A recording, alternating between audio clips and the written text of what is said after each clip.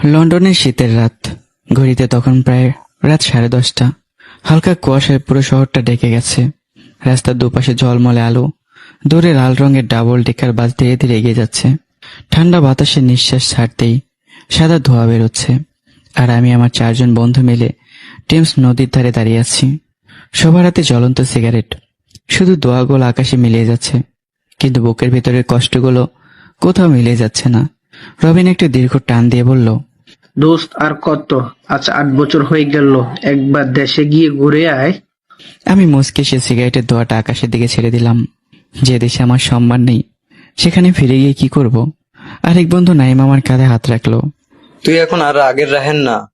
আজ তুই লন্ডনের পরিচিত একজন বিজনেসম্যান। তোর নিজের কোম্পানি আছে, কোটি কোটি টাকার ব্যবসা। যারা তোকে অপমান করেছিল, আজ তারাই তোকে দেখে মাথা নিচু করবে। আমি হালকা এসে মাথা নাড়লাম। সম্মান টাকা দিয়ে কেনা যায় না নাইম। যেদিন আমাকে চোর বানানো হয়েছিল, সেদিন শুধু আমার সম্মান না, আমার পুরো জীবনটাই শেষ হয়ে গিয়েছিল। সবাই চুপ হয়ে গেল। ঠান্ডা বাতাসে শুধু নদীর ঢেউয়ের শব্দ শোনা যাচ্ছে। রবিন আবার বলল, অন্তত তোর মায়ের বাবার জন্য হলেও একবার দেশে যা। তারা তো আর কোনো দোষ করেনি। আমি কিছুক্ষণ চুপ করে থাকলাম। তারপর আস্তে করে বললাম, প্রতি মাসে টাকা পাঠাই, প্রতিদিন ভিডিও কলে কথা বলি, কিন্তু যে গ্রামের প্রতিটি রাস্তা আমাকে চোর বলে চিনত, সেই গ্রামের পা রাখার সাহস এখনো হয়নি। নাইম পকেট থেকে একটা পুরনো ছবি বের করে আমার হাতে দিল। আমি ছবিটার দিকে তাকাতেই বুকের ভেতরটা মোচড় দিয়ে উঠল। ছবিতে আমি, আর আমার পাশে দাঁড়িয়ে একটা মেয়ে, মুখ ভরা হাসি, চোখে হাজারটা স্বপ্ন। মেয়েটার নাম মাফি। আমার জীবনের প্রথম ভালোবাসা, আমার প্রথম স্বপ্ন, আবার আমার জীবনের সবচেয়ে বড় কষ্ট। আমি ছবিটার উপর আঙ্গুল বলে মৃদু হেসেই বললাম, জানিস, একসময় মেয়েটাকে ছাড়া একদিন আমি কল্পনা করতে পারতাম না। আর আজ আজ 8 বছর হয়ে গেল, তার খবরও জানি না। রবিন আস্তে করে বলল, এখনো কি ভালোবাসিস? আমি কোনো উত্তর দিলাম না, শুধু দূরে টেমস নদীর কালো পানির দিকে তাকিয়ে রইলাম। কিছু প্রশ্নের উত্তর মুখে বলা যায় না, চোখই সব বলে দেয়। ঠিক তখনই আমার মোবাইল ফোনটা বেজে উঠল। স্ক্রিনে ভেসে উঠল মা কলিং। আমার ঠোঁটে অজান্তে হাসি ফুটে উঠল। আমি দ্রুত ফোনটা রিসিভ করলাম। আসসালামু আলাইকুম মা। ওয়ালাইকুম সালাম বাবা, কেমন আছিস? আলহামদুলিল্লাহ, ভালো আছি। তোমরা কেমন আছো? আমরা ভালো আছি বাবা, কিন্তু তোর বাবা সারাদিন মন খারাপ করে বসে আছে। কেন, কি হয়েছে? ফোনটা বাবার হাতে চলে গেল। বাবা, আর কতদিন বিদেশ থাকবে? এবার বাড়িতে আয়, তোমার খুব দেখতে ইচ্ছে করছে। বাবার কণ্ঠ শুনে বুকের ভেতরটা ভারী হয়ে গেল। আমি আকাশের দিকে তাকিয়ে গভীর নিঃশ্বাস নিলাম। বাবা, একদিন আসবো, কিন্তু এখন না। কেন বাবা? আমি চোখ বন্ধ করলাম। ঠিক এই প্রশ্নটাই আমি সবচেয়ে বেশি ভয় পাই, কারণ আমি বলতে চাইলেও পারিনি। যেদিন পুরো গ্রামের সামনে আমাকে চোর বলা হয়েছিল, যেদিন আমার নিজের ভালোবাসার মানুষটাও আমারও একটা কথা বলেনি, সেদিন আমি ভেতর থেকে মরে গিয়েছিলাম। বাবা, আর কোনোদিন সেই কথা বলো না। আমি চেষ্টা করি সব বলে থাকতে, কিন্তু পারি না। ফোনের ওপাশে কয়েক সেকেন্ড নীরবতা। তারপর মা আবার ফোনটা নিয়ে বললেন, আল্লাহ তোকে ভালো রাখুক বাবা, তুই শুধু নিজের খেয়াল রাখিস। ইনশাআল্লাহ মা, দোয়া করো। ফোনটা কেটে গেল। আমি অনেকক্ষণ মোবাইলটা হাতে নিয়ে দাঁড়িয়ে রইলাম। রবিন আমার দিকে তাকিয়ে বলল, দোস্ত, কষ্ট হলেও বল, বুকের ভেতর রেখে লাভ কি?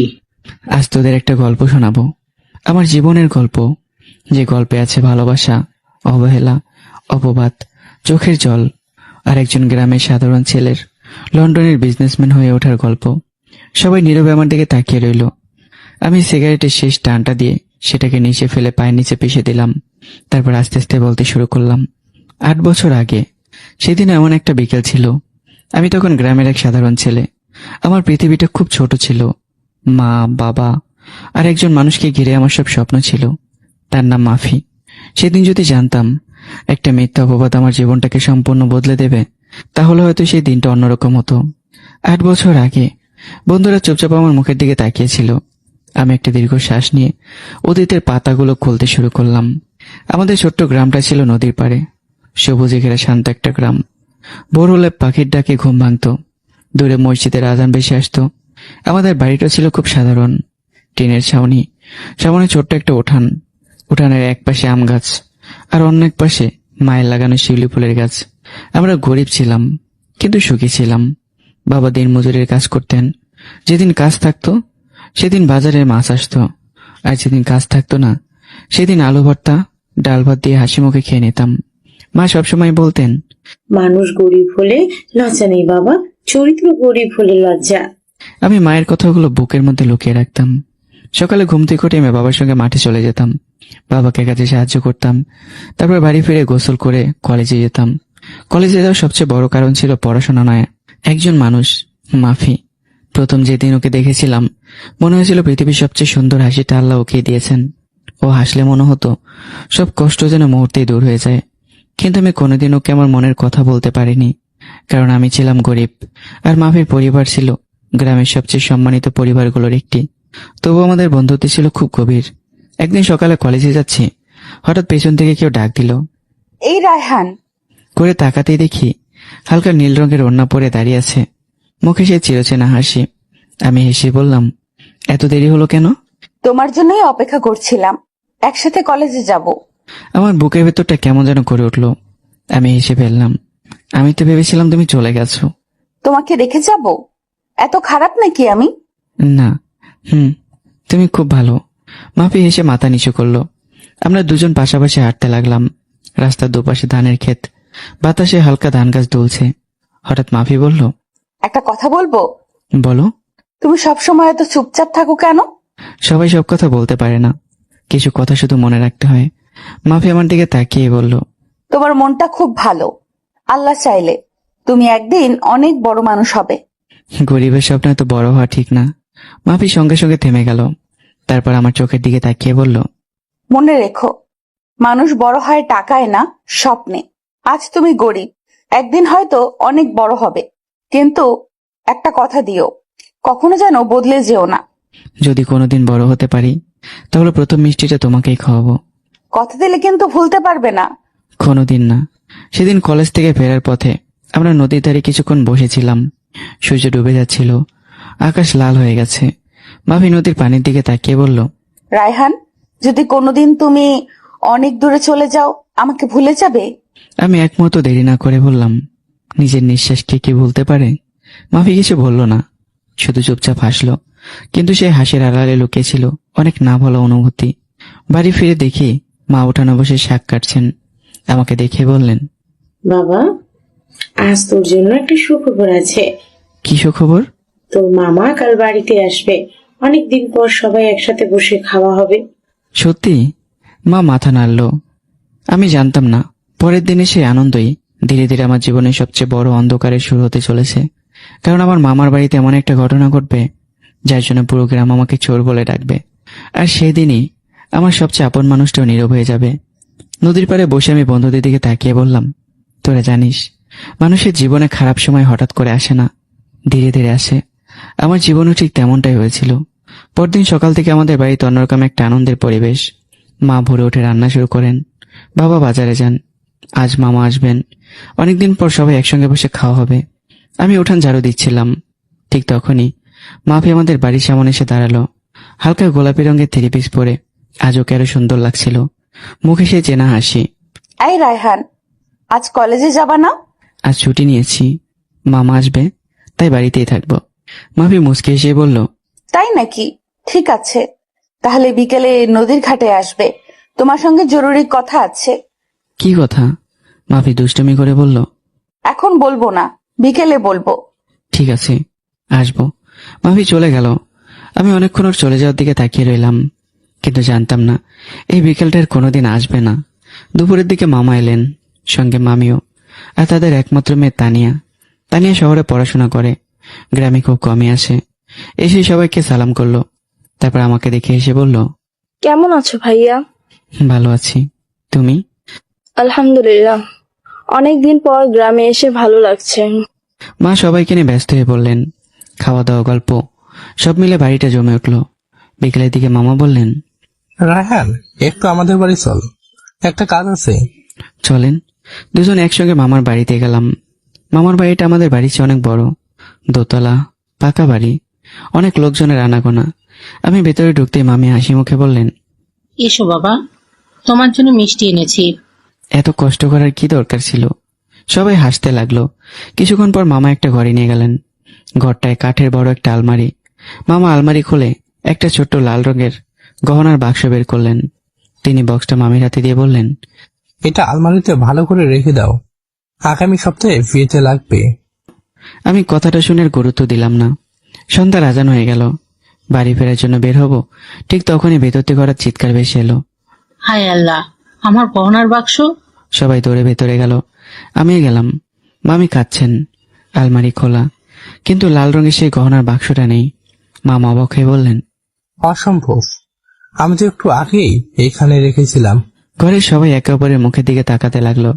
হঠাৎ পাশ থেকে একজন বলল, এই ঘরে শেষ কে এসেছিল? মামি একটু ভেবে বললেন, আমি। তারপর রাহান। ঘরের ভেতর হঠাৎ নীরবতা নেমে এলো। সব চোখ একসঙ্গে আমার দিকে ঘুরে গেল। আমি হতবাক হয়ে দাঁড়িয়ে আছি। আমার বুকের ভেতরটা ধক ধক করছে।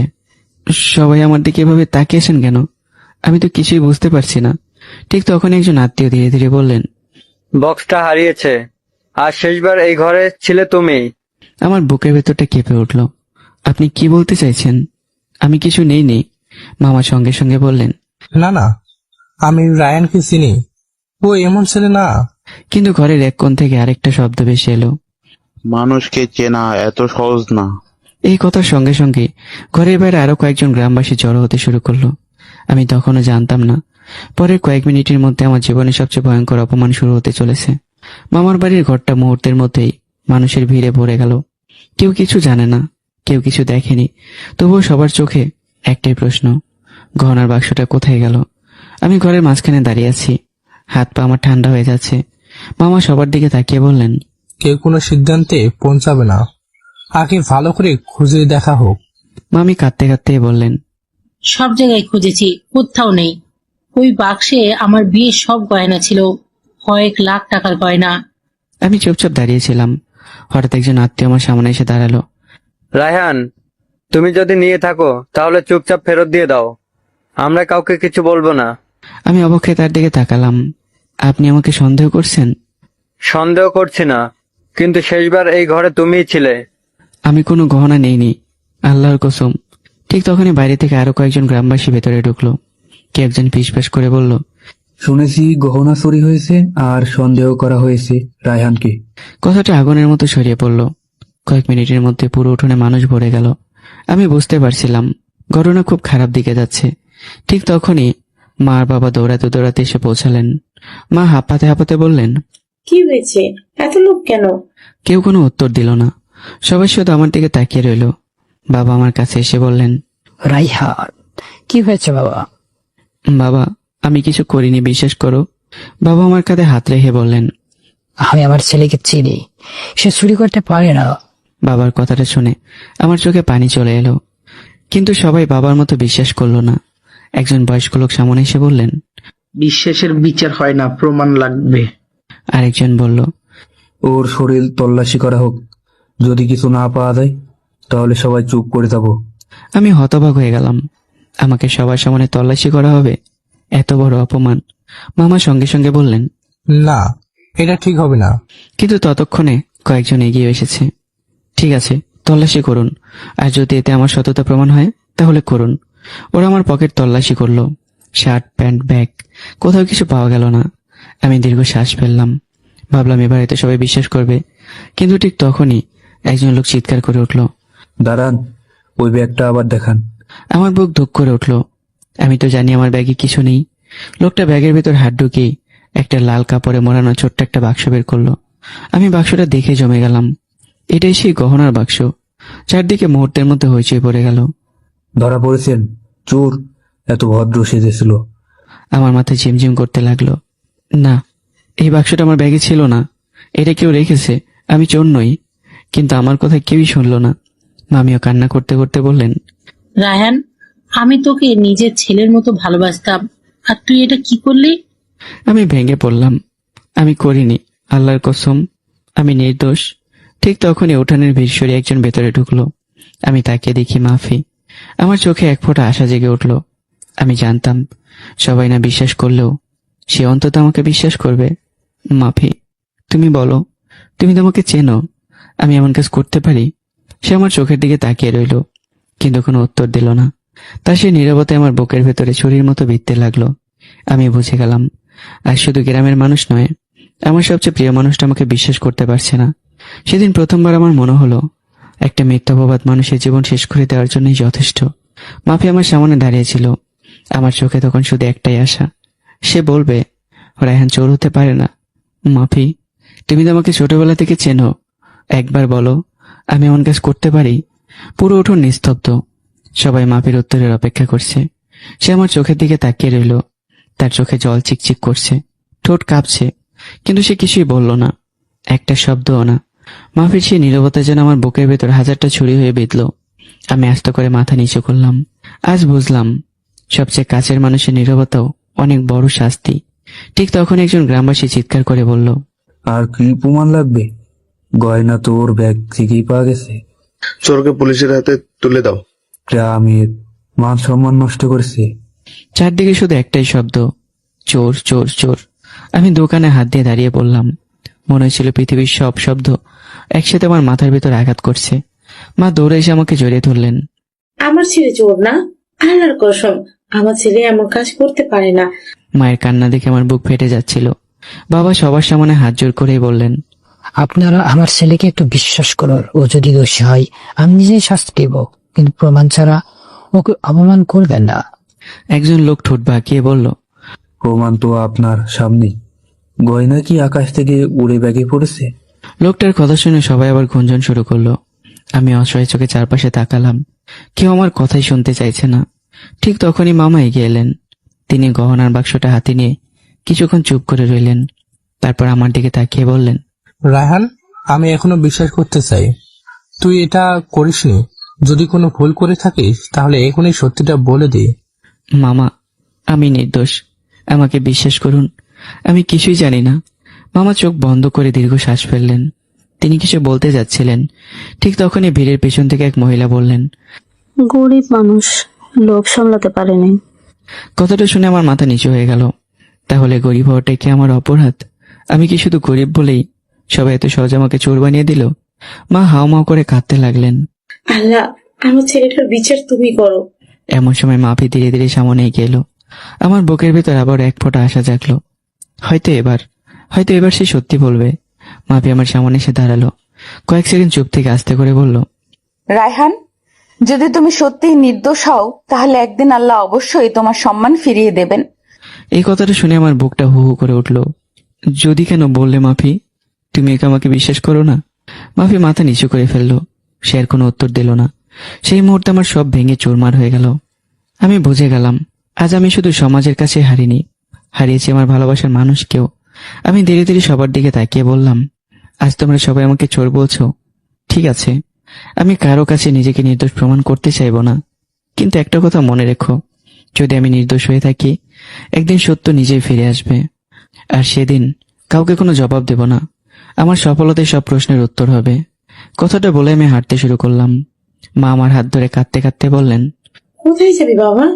আমি চোখের পানি লুকিয়ে বললাম, জানি না মা, তবে আজ এই গ্রামে আর থাকতে পারবো না। আমি ধীরে ধীরে বাড়ির দিকে হাঁটতে লাগলাম। পেছন থেকে এখনো বেশি আসছে, চোর চোর চোর। সেদিন সূর্যটা যেমন ডুবে গিয়েছিল, ঠিক তেমন করেই আমার জীবন থেকে আলো হারিয়ে গিয়েছিল। কিন্তু আমি তখনও জানতাম না, সেই রাতের পরে এমন একটা সিদ্ধান্ত নিতে চলেছি যা আমাকে একদিন লন্ডনের সফল বিজনেসম্যান বানাবে। আমি ধীরে ধীরে বাড়ির দিকে হাঁটছিলাম, মাথাটা নিচু, চোখ দিয়ে অনবরত পানি পড়ছে। আজ পর্যন্ত কোনোদিন এত বড় অপমান সহ্য করিনি। রাস্তার দুই পাশে দাঁড়িয়ে থাকা মানুষগুলো আমাকে দেখে ফিস ফিস করে কথা বলছিল। চোরটা যাচ্ছে। বাইরে থেকে ভালো মানুষ সেজে থাকতো, ভেতরে আসল চেহারা বের হয়েছে। কথাগুলো আমার কানে স্পষ্ট ভেসে আসছিল, কিন্তু আজ কারো দিকে তাকানোর শক্তিও ছিল না। বাড়িতে ঢুকতে মা আমাকে জড়িয়ে ধরে কাঁদতে শুরু করলেন। বাবা, একটু ভাত মুখে দে, সকাল থেকে কিচ্ছু খাসনি। আমি মায়ের হাতটা আলতো করে সরিয়ে দিলাম। ক্ষুধা নেই মা, আজ খেতে ইচ্ছে করছে না। মা চোখ মুছতে মুছতে বললেন, তুই না খেলে আমিও খাবো না। আমি মায়ের দিকে তাকিয়ে জোর করে একটু হাসলাম। তুমি খেয়ে নাও মা, আমার কিছু হবে না। বাবা চুপচাপ উঠোনে বসেছিলেন। আজ তিনি একটা কথা বলছেন না। আমি কি তার পাশে বসলাম। কিছুক্ষণ দুজনেই চুপ। তারপর বাবা ধীরে ধীরে বললেন, বাবা, আমি জানি তুই চুরি করিসনি।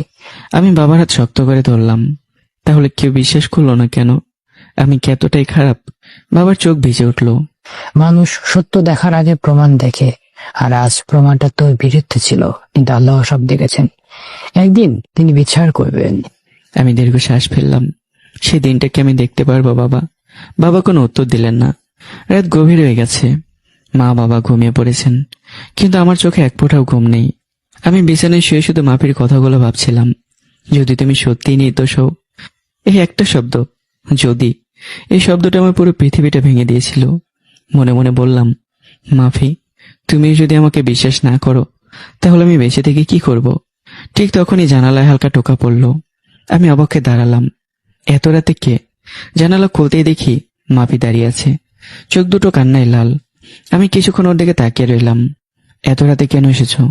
মাফি মাথা নিচু করে বলল, তোমার সঙ্গে একটু কথা ছিল। আমি বাইরে বেরিয়ে এলাম। চারদিকে নিস্তব্ধ, দূরে শুধু ঝিঝি পোকার ডাক। কিছুক্ষণ কেউ কোনো কথা বললাম না। তারপর মাফি কাঁপা গলায় বলল, তুমি কি সত্যি কিছু করোনি? এই প্রশ্নটা শুনে আমার বুকটা যেন ছিঁড়ে গেল। তুমি এখন আমাকে বিশ্বাস করতে পারোনি? মাফি চোখ দিয়ে পানি গড়িয়ে পড়ল। আমি কি বিশ্বাস করব বুঝতে পারছি না। সবাই বলছে তুমি চোর, আবার আমার মন বলছে তুমি এমন না। যখন পুরো গ্রামের সামনে আমার পাশে দাঁড়ানোর দরকার ছিল, তখন তুমি চুপ ছিলে। আজ আর কিছু বলো না। মাফি কান্না করতে করতেই বলল, আমি ভয় পেয়ে গেছিলাম, আমি কিছু বুঝিনি, ক্ষমা করে দিও। আমি চোখের পানি লুকিয়ে বললাম, কিছু কিছু নীরবতা ক্ষমার অযোগ্য হয় মাফি। আজ আমি শুধু সমাজকে হারাইনি, তোমাকেও হারিয়েছি। মাফি কাঁদতে কাঁদতেই বলল, তুমি কোথাও চলে যেও না, সব ঠিক হয়ে যাবে। আমি আকাশের দিকে তাকিয়ে মৃদু হেসে বললাম, না, এখানে আর থাকা সম্ভব না। এই গ্রামের প্রতিটা মানুষ এখন আমাকে চোর বলে ডাকে। প্রতিটা রাস্তা, প্রতিটা মুখ আমাকে সে অপমানের কথা মনে করিয়ে দেবে। আমি আর পারবো না। মাফি ভয় পেয়ে বলল, তুমি কি করতে চাচ্ছ? আমি ধীরে ধীরে উত্তর দিলাম, আমি এই গ্রাম ছেড়ে চলে যাব, অনেক দূরে, যেখানে কেউ আমাকে চোর বলে চিনবে না, যেখানে নতুন করে নিজের পরিচয় গড়তে পারবো। মাফি হঠাৎ আমার হাত শক্ত করে ধরে ফেললো। প্লিজ যেও না, আমি তোমাকে হারাতে চাই না। আলতো করে ওর হাতটা ছাড়িয়ে দিলাম। আজ আমাকে ধরে রাখার অধিকার তুমি হারিয়ে ফেলেছ। কথাটা শুনে মাফি ভেঙে পড়ল।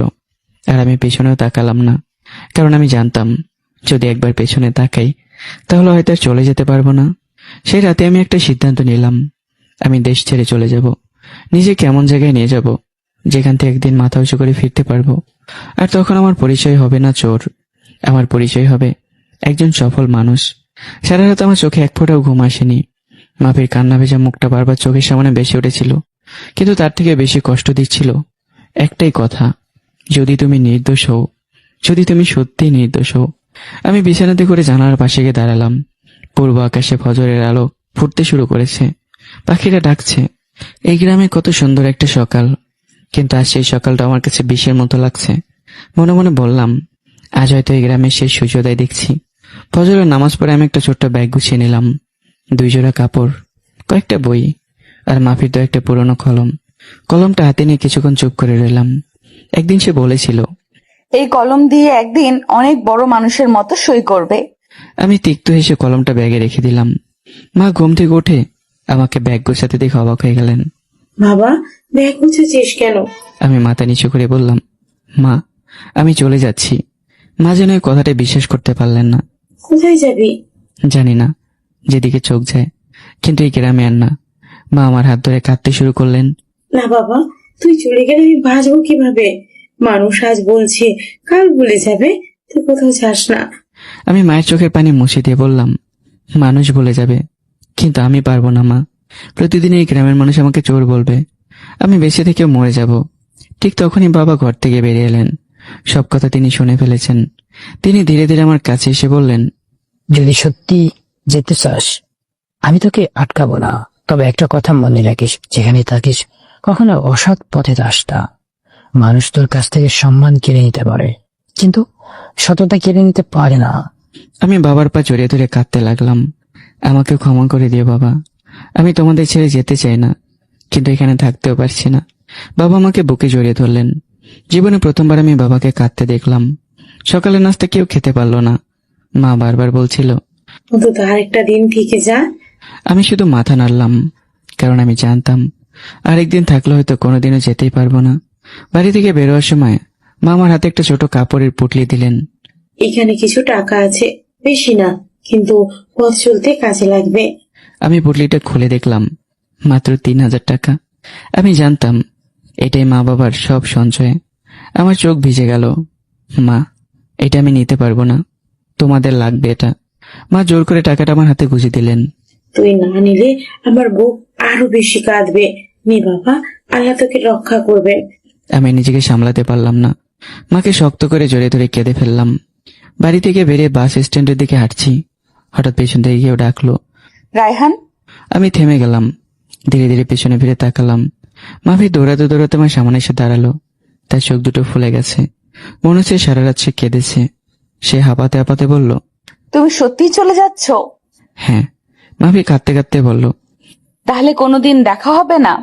আমি কিছুক্ষণ চুপ করে থেকেই বললাম, আল্লাহ চাইলে হবে, তবে সেদিন আমি আর আজকে রায়হান থাকবো না। মাফি কাপা হাতে একটা ছোট ডায়েরি আমার দিকে বাড়িয়ে দিল। এটা রাখো, যখন খুব কষ্ট হবে তখন খুলে পড়বে। আমি ডায়েরিটা হাতে নিলাম, কিন্তু খুললাম না, শুধু ব্যাগে রেখে দিলাম। দূরে বাসের হর্ন শোনা গেল, বাস এসে গেছে। আমি শেষবারের মতো মা বাবা আর মাফির দিকে তাকালাম, তারপর ধীরে ধীরে বাসে উঠে পড়লাম। বাসটাও চলতে শুরু করলো। জানালার কাছ দিয়ে দেখলাম মা অঝরে কাঁদছেন, বাবা মাথা নিচু করে দাঁড়িয়ে আছেন, আর মাফি দুহাত দিয়ে মুখ ঢেকে কাঁদছে। আমি চোখ বন্ধ করে মনে মনে একটা প্রতিজ্ঞা করলাম, যেদিন ফিরবো সেদিন আর কেউ আমাকে চোর বলবে না, সেদিন সবাই আমার পরিচয় জানবে। আমি রায়হান, একজন সফল মানুষ। কিন্তু আমি তখনও জানতাম না আমার সামনে অপেক্ষা করছে আর বড় সংগ্রাম। কারণ ঢাকা পৌঁছানোর পরে এমন একজন মানুষের সঙ্গে আমার দেখা হবে, যিনি আমার পুরো জীবনটাই বদলে দেবেন। বাসটা ধীরে ধীরে গ্রামের সীমানা পেরিয়ে এগিয়ে যাচ্ছিল। আমি জানালার পাশে বসে আছি, চোখের পানি মুছে ফেলেছি। কারণ একটা জিনিস আমি বুঝে গিয়েছিলাম, যে মানুষ কাঁদতে কাঁদতে সামনে এগোয় সে কখনো সফল হতে পারে না। আমাকে শক্ত হতে হবে, খুব শক্ত। কারণ আমার সামনে শুধু একটাই লক্ষ্য, একদিন নিজের সম্মান ফিরে আনা। 6 ঘন্টা পর বাস ঢাকায় পৌঁছালো। আমি আগে কোনোদিন ঢাকায় আসিনি। চারদিকে শুধু মানুষ আর মানুষ, গাড়ির হর্ন, রিক্সার শব্দ, ব্যস্ত রাস্তা। মনে হচ্ছিল আমি যেন অন্য এক পৃথিবীতে চলে এসেছি। আমার পকেটে মাত্র 3,000 টাকা। এই টাকাটা দিয়ে আমাকে নতুন জীবন শুরু করতে হবে। আমি একটা ছোট্ট হোটেলে গিয়ে এক রাতের জন্য একটা রুম নিলাম। রুমটা খুব ছোট, একটা খাট, একটা টেবিল আর একটা পুরোনো ফ্যান। তবু আমার কাছে মনে হচ্ছিল এটাই এখন আমার পুরো পৃথিবী। পরদিন সকাল আমি কাজ খুঁজতে বের হলাম। একটা দোকানেও গেলাম। ভাই, কোনো কাজ হবে এখানে? দোকানদার আমার দিকে তাকিয়ে বলল, অভিজ্ঞতা আছে? না। তাহলে কাজ হবে না। আমি চুপচাপ বেরিয়ে এলাম। তারপর আরেকটা দোকান, সেখানেও একই উত্তর। দুপুর পর্যন্ত প্রায় 10টা জায়গায় ঘুরলাম, কিন্তু কেউ কাজ দিল না। আমার পকেটের টাকাও ধীরে ধীরে কমে যাচ্ছে। বিকেলের দিকে খুব ক্ষুধা লাগলো। রাস্তার পাশে একটা হোটেলে ঢুকে মাত্র 20 টাকার ভাত খেলাম।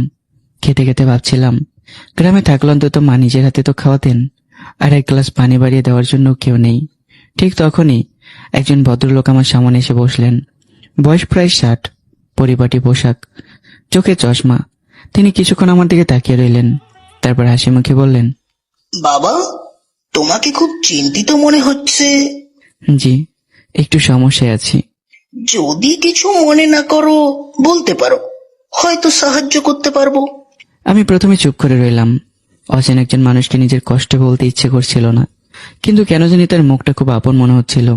আমি সব খুলে বললাম না, শুধু বললাম কাজ খুঁজছি, কিন্তু পাচ্ছি না।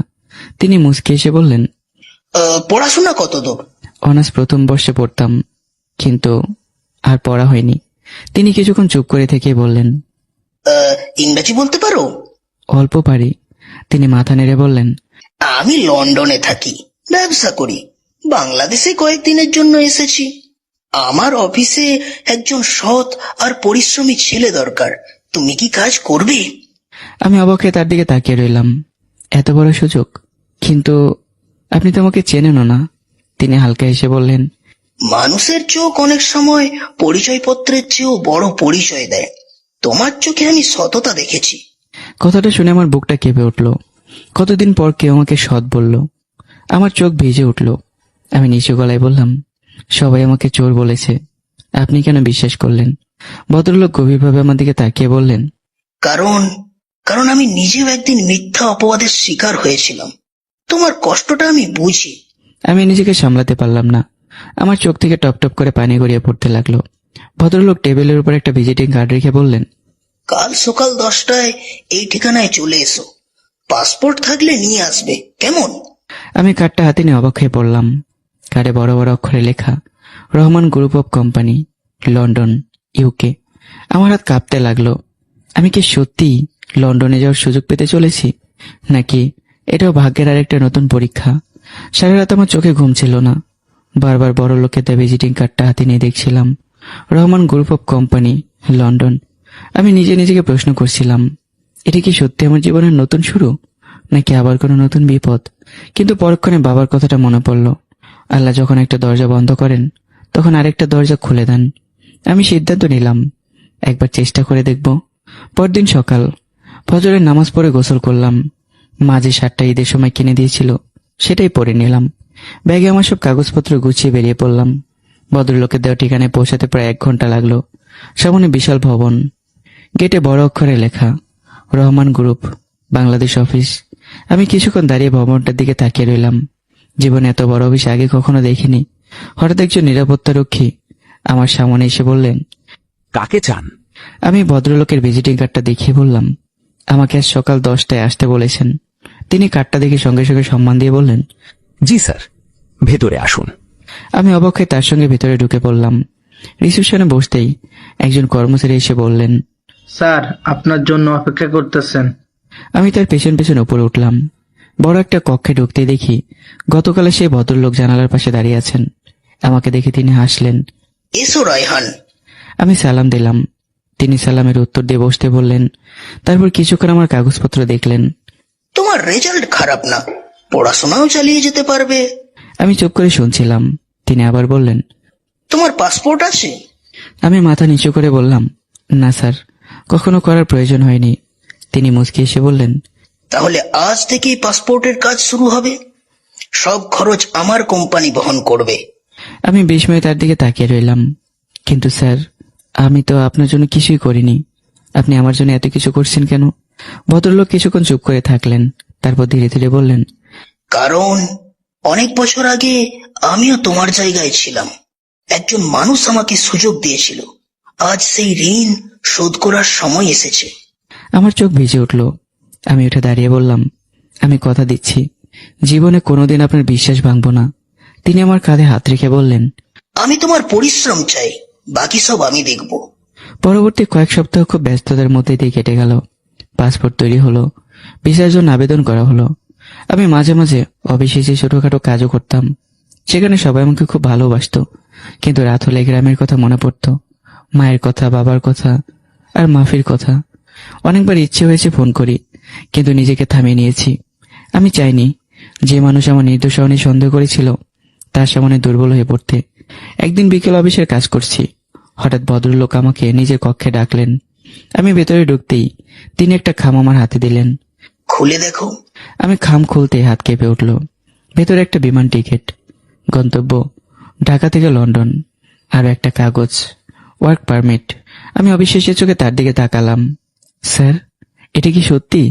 তিনি এসে বললেন, অভিনন্দন রায়হান, আগামী শুক্রবার তুমি আমার সঙ্গে লন্ডন যাচ্ছ। আমি নিজেকে সামলাতে পারলাম না। আটকে রাখা চোখের জল গড়িয়ে পড়ল। একটা মিথ্যা অপবাদ আমাকে গ্রাম ছাড়তে বাধ্য করেছিল, আর আজ আল্লাহ আমার জন্য এমন একটা পথ খুলে দিলেন যা আমি কোনোদিন কল্পনা করিনি। কিন্তু আমি তখনও জানতাম না, লন্ডনে পৌঁছে আমার জীবনের সবচেয়ে কঠিন পরীক্ষার মুখোমুখি হতে হবে।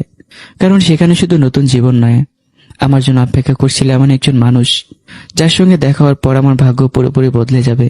বিমান টিকিটটাও হাতে নিয়ে আমি অনেকক্ষণ চুপ করে দাঁড়িয়েছিলাম। মনে হচ্ছিল সবকিছু যেন স্বপ্ন। একটা সময় গ্রামের মানুষ আমাকে চোর বলে অপমান করেছিল, আজ সে আমি লন্ডনে যাচ্ছি। আল্লাহর রহমত কত অদ্ভুত। ভদ্রলোক আমার দিকে তাকিয়ে মুচকি এসে বললেন, কি ভাবছো রায়হান? আমি চোখের পানি মুছে বললাম, স্যার, আমি কখনো ভাবিনি আমার মতো একজন গরিব ছেলের ভাগ্যে বিদেশ লেখা থাকবে। তিনি শান্ত গলায় বললেন, মনে রেখো, বিদেশ মানুষকে বড় করে না, পরিশ্রম মানুষকে বড় করে। লন্ডনে গিয়ে যদি পরিশ্রম করতে পারো তাহলেই সফল হবে। ইনশাআল্লাহ স্যার, আমি আপনাকে কোনোদিন নিরাশ করব না। লন্ডনে যাওয়ার আগে আমার একটা ইচ্ছে ছিল, একবার মা বাবার সঙ্গে দেখা করা। আমি ভদ্রলোকের কাছে 2 দিনের ছুটি চাইলাম। তিনি হাসি মুখে বললেন, অবশ্যই, বাবা মায়ের দোয়া নিয়েই যেও, ওটাই তোমার সবচেয়ে বড় শক্তি। পরদিন সকালে আমি গ্রামের উদ্দেশ্যে রওনা দিলাম। প্রায় 1 সপ্তাহ পর আবারও নিজের গ্রামে ফিরছি। বাস থেকে নেমে বুকটা কেঁপে উঠল। সবকিছু আগের মতোই আছে, সেই কাঁচা রাস্তা, সেই বটগাছ, সেই চায়ের দোকান, কিন্তু মানুষের চোখের দৃষ্টি বদলে গেছে। কেউ আমাকে দেখে অবাক, কেউ আবার মুখ ফিরিয়ে নিল। আমি কারো দিকে তাকালাম না, সোজা বাড়ির দিকে হাঁটতে লাগলাম। বাড়ির উঠোনে ঢুকতেই মা আমাকে দেখে দৌড়ে এলেন। রায়হান, বাবা, আমার ছেলে এসেছে। মা আমাকে জড়িয়ে ধরে কাঁদতে লাগলেন। আমি মায়ের মাথায় হাত রেখে বললাম, কেঁদো না মা, আমি ভালো আছি। বাবা ঘর থেকে বেরিয়ে এলেন, তার চোখে আনন্দের জল। কেমন আছিস বাবা? আমি বাবার পাছয়ে সালাম করলাম। আলহামদুলিল্লাহ, ভালো আছি। তারপর আমি ব্যাগ থেকে বিমান টিকিটটা বের করে বাবার হাতে দিলাম। বাবা অবাক হয়ে পড়লেন। এটা কি? বাবা, আমি লন্ডনে যাচ্ছি। বাবা কিছুক্ষণ চুপ করে রইলেন, তারপর চোখ মুছে বললেন, আলহামদুলিল্লাহ, আল্লাহ আমার ছেলের জন্য একটা রাস্তা খুলে দিয়েছেন। মা আবার কেঁদে ফেললেন। এত দূরে চলে যাবি, কবে আবার তোকে দেখবো? আমি মায়ের হাত ধরে বললাম, খুব শীঘ্রই ফিরবো মা। তবে যেদিন ফিরবো সেদিন মাথা উঁচু করে ফিরবো। সেদিন রাতে আমরা অনেক গল্প করলাম। অনেকদিন পর মায়ের হাতে রান্না করা খাবার খেলাম। মনে হচ্ছিল এই মুহূর্তটা যদি থেমে যেত, কিন্তু ভাগ্য কাউকে থামতে দেয় না। পরদিন সকাল, আমি আবারও ঢাকার উদ্দেশ্যে বের হব। ঠিক তখনই বাড়ির সামনে একটা পরিচিত কণ্ঠ ভেসে এলো, মাফির কণ্ঠ। আমি ধীরে ধীরে বাইরে এলাম। মাফি দাঁড়িয়ে আছে। আজ তার মুখে কোনো হাসি নেই, চোখ দুটো লাল, মনে হচ্ছে অনেক কেঁদেছে। সে আস্তে করে বলল, শুনেছি তুমি বিদেশে চলে যাচ্ছ। হ্যাঁ। মাফি কিছুক্ষণ চুপ থেকেই বলল, এত দূরে চলে গেলে আমাকে একবারও মনে পড়বে না? কিছু মানুষকে ভুলে যাওয়া যায় না, তাদের শুধু জীবন থেকে দূরে সরিয়ে রাখতে হয়। কথাটা শুনে মাফির চোখ দিয়ে পানি গড়িয়ে পড়ল। সে কাপা গলায় বলল, যদি কোনোদিন জানতে পারো তুমি নির্দোষ ছিলে, তাহলে কি আমাকে ক্ষমা করবে? আমি কয়েক সেকেন্ড ওর দিকে তাকিয়ে রইলাম। ক্ষমা করা খুব সহজ, কিন্তু ভেঙে যা বিশ্বাস জোড়া লাগানো খুব কঠিন। আমার কথায় মাফিয়া নিজেকে সামলাতে পারল না। সে মুখ ঢেকে কাঁদতে লাগলো। আমি আর দাঁড়ালাম না, কারণ আমি জানতাম আজ যদি আরো 1 মিনিট দাঁড়াই তাহলে হয়তো আমার পক্ষে চলে যাওয়া অসম্ভব হয়ে যাবে। আমি ধীরে ধীরে হাঁটতে শুরু করলাম। পেছন থেকে শুধু মাফির কান্নার শব্দ ভেসে আসছিল। সেই কান্না বুকের ভিতর তীব্র ব্যথা তৈরি করলেও আমি আর ফিরে তাকাইনি। 2 দিন পর ঢাকা আন্তর্জাতিক বিমানবন্দর। জীবনে প্রথমবার বিমানে উঠব। আমার বুকের ভেতর উত্তেজনা আর অজানা এক ভয় একসঙ্গে কাজ করছে। ভদ্রলোক আমার পাশে এসে দাঁড়ালেন। ভয় লাগছে? একটু। তিনি এসে বললেন, আজ থেকে তোমার জীবনের নতুন অধ্যায় শুরু। পেছনে সব কষ্ট ভুলে যাও। আমি বিমানবন্দরের কাছের দেয়াল দিয়ে শেষবারের মতো বাংলাদেশের আকাশের দিকে তাকালাম। মনে মনে বললাম, আমি আবার ফিরব, তবে অপমানিত রায়হান হয়ে নয়, সম্মানিত হয়ে। ঠিক তখনই বিমানে ওঠার ঘোষণা ভেসে এলো। আমি গম্ভীর একটা শ্বাস নিয়ে সামনের দিকে পা বাড়ালাম। বিমানটা ধীরে ধীরে আকাশে উঠল। আমি জানালার পাশে সিটে বসে নিচের দিকে তাকিয়ে রইলাম। ধীরে ধীরে বাংলাদেশটা ছোট হয়ে আসছে। আমার চোখ ভিজে উঠল। মনে মনে বললাম, আল্লাহ, আমি যাচ্ছি, জানি না সামনে কি আছে, শুধু একটা জিনিস চাই, যেদিন ফিরবো সেদিন যেন কেউ আমাকে চোর না বলে। প্রায় 12 ঘন্টা দীর্ঘ যাত্রা শেষে বিমানটা লন্ডনের হিথ্রো বিমানবন্দরে অবতরণ করলো। জানালা দিয়ে বাইরে তাকাতে অবাক হয়ে গেলাম। চারদিকে বিশাল বিশাল ভবন, শৃঙ্খলাবদ্ধ যানবাহন, ঠান্ডা আবহাওয়া, সবকিছু যেন সিনেমার দৃশ্য। বিমান থেকে নামতেই হিমশীতল বাতাস শরীরে লাগলো। আমি অনিচ্ছাকৃতভাবে কেঁপে উঠলাম। কেমন লাগছে? মনে হচ্ছে আমি অন্য এক পৃথিবীতে চলে এসেছি। তিনি হেসে বললেন, এটাই এখন তোমার নতুন পৃথিবী। চলো, অনেক কাজ বাকি। ইমিগ্রেশনের সব আনুষ্ঠানিকতা শেষ করে আমরা বাইরে এলাম। একটা কালো রঙের গাড়ি আমাদের জন্য অপেক্ষা করছিল। ড্রাইভার সম্মান দিয়ে দরজা খুলে দিল।